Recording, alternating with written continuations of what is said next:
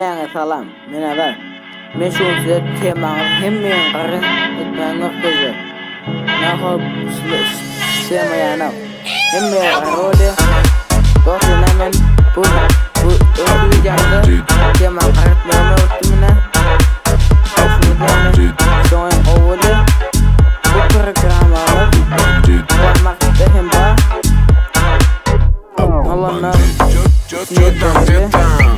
Зимой и летом, чё там за суета, чё за ракета, эй, не мараси, если чё закон гласит, не пожимайте чертям лапу, если чё на связи.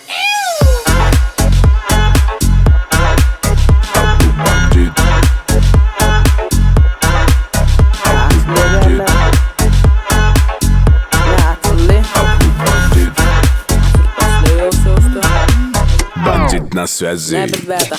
Поломали ушки, накипишь с вертушки. Что-то где-то там суета, обудай пушку по закону Архимеда, чтобы не откинуться.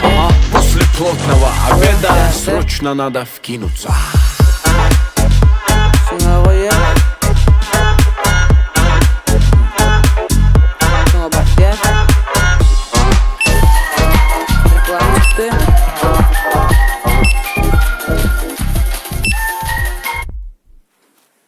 Geçiyordu, aç karıştırıyor.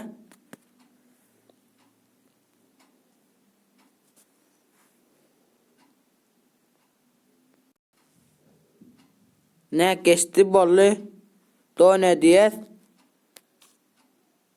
Ne görüşümüz yani bu temaya hem bollu.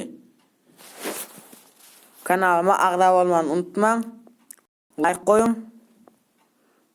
Kanalıma 30 abone olsa taze videolarım gelir.